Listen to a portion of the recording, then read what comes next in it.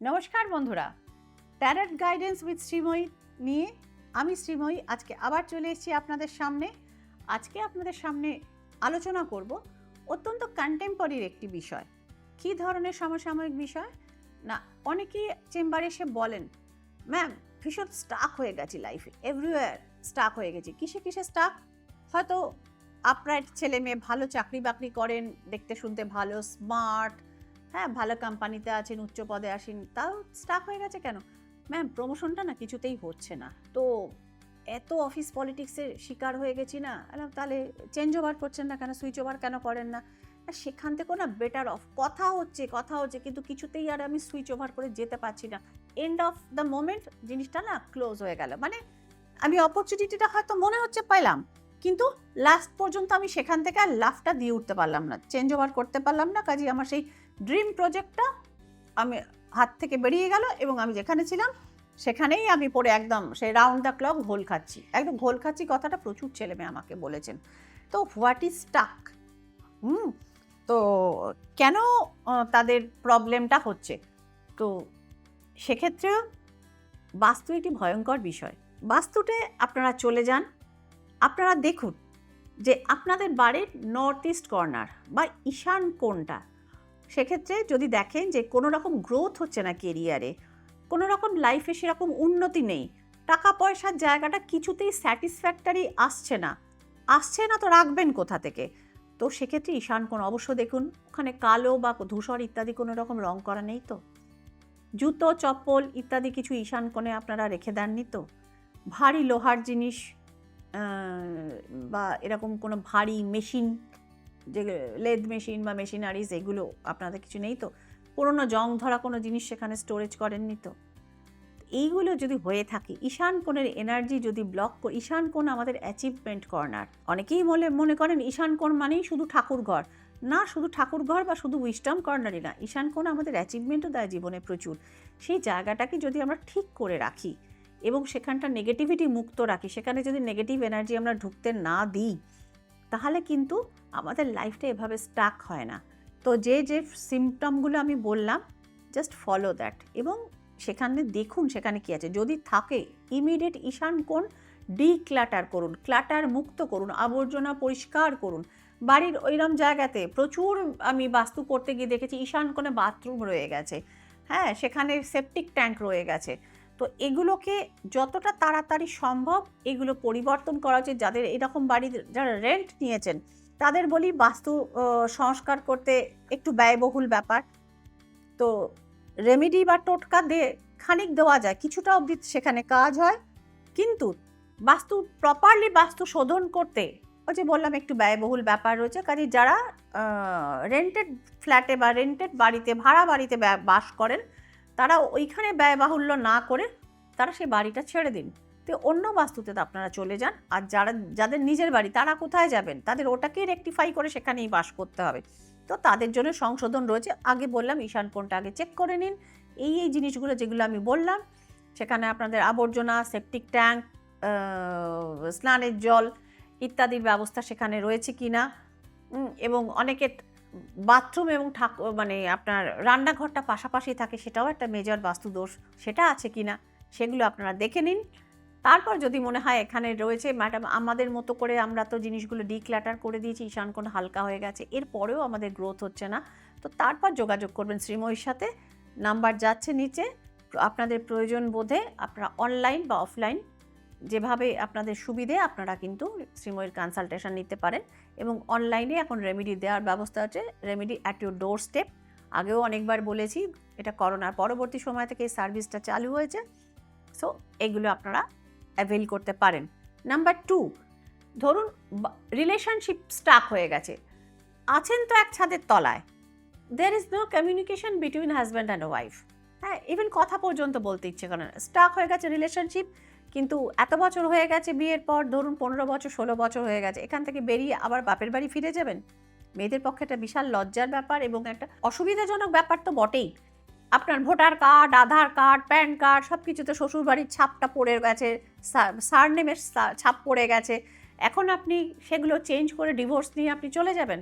কি না শুধু মেন্টাল আন্ডারস্ট্যান্ডিং হচ্ছে না বা কথা বলতে ইচ্ছে করছে না, কেন হচ্ছে? গোড়াটাই যান না বরং। বা ছেলেদের পক্ষেও একটা সমস্যা, এতদিন বউ ছিল, সন্তান ছিল, হঠাৎ করে একদম সিঙ্গেল লাইফে ফিরে আসা, ইটস রিয়েলি ডিফিকাল্ট। চেক করুন বাড়ির নর্থ ওয়েস্ট। বা এরকমও যদি হয় যে ছেলে মেয়ের আপনার বিয়ে হচ্ছে না, কথাবার্তা হচ্ছে, লাস্টে পাত্রপক্ষ বা যদি ছেলেদের ব্যাপারে পাত্রীপক্ষ কুইট করে যাচ্ছেন, ব্যাটে আর বলে হচ্ছে না, কথা হচ্ছে, বিভিন্ন সাইটে দিয়েছেন, কাগজে দিয়েছেন, আত্মীয় স্বজনদের কথা নালে ছেড়ে দিলাম। আজকাল কেউ কারোর বিয়েতে থাকতে চান না, কারণ বিয়ে যখন সুখের যায়, দাম্পত্য জীবন সুখে শান্তিতে চলে, তখন আর কেউ বলে না যে ভাই তুমি আমাকে একটা ভালো সম্বন্ধ দিয়েছিলে। বাট যদি প্রবলেম কিছু হলো, সে 10 বছর পরে হলো, অমুক আমার ছেলে মেয়ের সম্বন্ধটা দিয়েছিল, আমার ছেলে মেয়ের জীবনটা নষ্ট হয়ে গেল, তো এই বদনাম বাঙালিদের ঘোচবার না। সুতরাং আজকাল মানে একদম বুদ্ধি সহকারে লোকে বলেন আচ্ছা দেখবো করে, দেখছি করে এড়িয়ে যান। নাম্বার 2 রয়েছে এই যে ম্যারেজ মেকিং যে সমস্ত সাইটগুলো রয়েছে, বিভিন্ন .com যে সার্ভিসগুলো রয়েছে, সেখানে আপনারা দিচ্ছেন, সেখান থেকেও ঠিকঠাক কাজ হচ্ছে না, বছরের পর বছর টাকা দিয়ে রিনিউ করে যাচ্ছেন। অ্যাড ম্যাগাজিনে বা পেপারে অ্যাড দিচ্ছেন, সেখান থেকেও সঠিক ম্যাচ কিছুতেই হচ্ছে না, বা আপনার সন্তানদের সঠিকভাবে কিছুতেই ওই বিয়ের কথাটা পরিপক্ক হচ্ছে না, পাকা কথার আগে এসে কেটে যায়। কোনো জায়গায় হয়তো বাড়ি ভাড়া করে ফেলছিলেন, বিয়ের ডেট ফিক্স হয়ে গেছে, বিয়ের 7 দিন আগে জানতে পারলেন না এখানে বিয়েটা হচ্ছে না, কোনো একটা অজ্ঞাত কারণে বা তার একটা মানে ছুতো না তাই অজুহাতে বিয়েটা কিন্তু ভেঙে গেল। তো এইরকম যদি স্টাক হয়ে যায় লাইফ, ম্যারেজ বা রিলেশনশিপ একদম না এগোয়, তাহলে চেক করুন বাড়ির নর্থ ওয়েস্ট কর্নার, উত্তর পশ্চিম কর্নার বায়ুকোণ, যেটা হচ্ছে মানে এটা বায়ুকোণ এবং বায়ুর আন্ডারে, এবং এটা চন্দ্রের অধীন।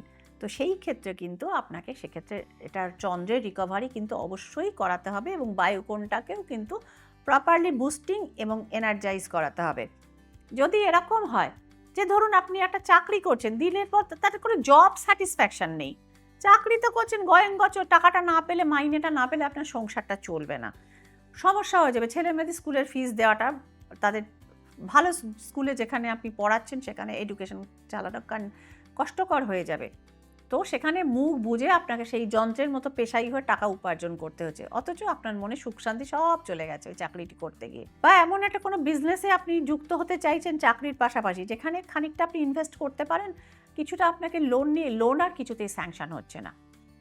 বা কোনো হয়তো ইনভেস্টরের সাথে আপনি পার্সোনালি কথা বলেছেন, যেখানে কথা বললে বা সেখানে সঙ্গে যদি একটা বন্ডিং তৈরি হয়, বা সেখানে আপনি ডিলটা তাদের সাথে হয়ে যায়, সেক্ষেত্রে আপনি ইনভেস্টমেন্টও পেতে পারেন, প্রজেক্টটা আপনার হতে পারে, হচ্ছে না, এগোচ্ছে না, লাস্ট মুহূর্তে দেখলেন যে যার সাথে আপনি কথা বলছেন তিনি কুইট করে গেলেন, সরে গেলেন, একবার না দুবার না বারবার এই জিনিস হচ্ছে, ঘুরে ঘুরে একই সমস্যায় আপনি পড়ছেন, কিছুতেই আর মানে বিজনেসটাকে স্বপ্নের সেই যে রূপদান করা ড্রিম প্রজেক্ট, সেটা ড্রিমই থেকে যাচ্ছে, অধরা থেকে যাচ্ছে, বলে না আধুরা স্বপ্না হিন্দিতে বলে, তো সেই স্বপ্নটা অধরা থেকে যায়, কিছুতে ফুলফিল হচ্ছে না।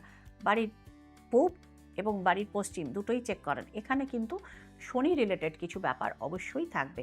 শনি কালো রং এবং সব জিনিসের কিন্তু ডিলে করায়। দেখুন বাড়ির পূর্ব এবং পশ্চিমে কালো রঙের কিছু জিনিস নেই তো, যেটা কিন্তু আপনাকে স্যাটার্নের নেগেটিভ এফেক্টের মুখোমুখি করিয়ে দিচ্ছে, বা আপনার এরকম কোনো কাজ আপনি কখনো করে থাকেননি তো, যেটা আপনার স্যাটার্নকে কুপিত করে দিচ্ছে। স্যাটার্ন কুপিত হলে কাজে ডিলে তো হয়, সেই কাজ হওয়া প্রায় অসম্ভব হয়ে পড়ে। আপনি কখনো পিতৃস্থানীয় কাউকে অপমান করেননি তো, মায়ের বয়সী কাউকে আপনি তাকে তুচ্ছ তাচ্ছিল্য করেছেন, এরম জিনিসটা হয়নি তো। তো সেক্ষেত্রে নিজের কর্মাটার ওপর দেখুন, অ্যাস্ট্রোলজিতে প্রতিকার নিশ্চয়ই আছে, কিন্তু নিজের কর্মফলের ওপর ভাগ্য পরিবর্তিত হয়, এই উদাহরণও আমাদের দেশে বহু প্রাচীনকালের প্রথা রয়েছে, এবং এর ওপর বেস করেও কিন্তু জ্যোতিষিক গণনা এবং জ্যোতিষিক প্রতিকার কিন্তু করা হয়। শুধু পাথর বা মন্ত্রতন্ত্রের ক্রিয়া এনাফ নয়, নিজের কর্মটাকেও কিন্তু শুদ্ধ রাখতে হয়। তো সুতরাং শুদ্ধ তার মানে শুধু এই না যে আপনি মালা নিয়ে জব করতে বসে গেলেন আর পাড়াপড়শির চিন্তা করে যাচ্ছেন, সেটা নয়।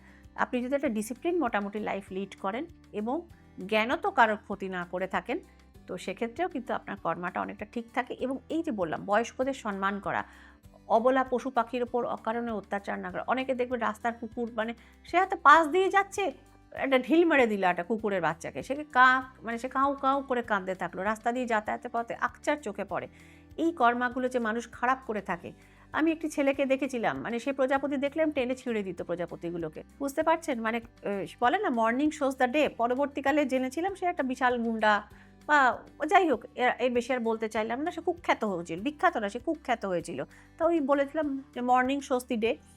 তো এইরকম কিছু করেননি তো? আপনার অত্যাচার, নিপীড়ন করার কোনো ইতিহাস নেই তো? সেক্ষেত্রে কিন্তু স্যাটার্নের কোপ আপনার ওপর পড়বেই পড়বে। আপনার কাজ কিন্তু কিছুতেই সম্পূর্ণ হতে চাইবে না। তো বন্ধুরা, প্রতিকার করতে চাইলে অবশ্যই করবেন। তার আগে মানে ঝাঁকুন নিজের মনের গভীরে, অন্তরাত্মার কাছে, যে নিজের যদি কর্ম কিছু খারাপ করতে থাকে সেটা প্রায়শ্চিত্ত করুন, শুদ্ধ করার চেষ্টা করুন। এবং পাশাপাশি প্রতিকারের রাস্তায় যদি হাঁটতে চান, সেক্ষেত্রে যোগাযোগ করে নিতে পারেন শ্রীময়ীর নির্দিষ্ট নাম্বারগুলোতে এবং একটি হোয়াটসঅ্যাপ ইমার্জেন্সি নাম্বারে। সামনে ভালো বেশ কিছু অ্যাস্ট্রাল পজিশন রয়েছে। সেক্ষেত্রে অবশ্যই আপনারা শ্রীময়ীদির সঙ্গে যোগাযোগ করে নিজেদের প্রতিকার এবং লাইফকে স্টাক হওয়া থেকে বেরিয়ে নিজের ঈপ্সিত এবং বাঞ্ছিত লক্ষ্যে পৌঁছানোর জন্য কিন্তু কেরিয়ার বুস্টিং এবং কেরিয়ারের সাকসেস এর জন্য কিন্তু আপনারা, এবং বাস্তু ভিজিটের জন্য আপনারা যোগাযোগ করতে পারেন শ্রীময়ীদির সাথে। তো ভালো থাকবেন বন্ধুরা, সাফল্যে থাকবেন, সুস্থ থাকবেন এবং স্টাক হওয়া থেকে লাইফে বেরিয়ে গ্রোথের রাস্তায় হাঁটতে থাকবেন। নমস্কার।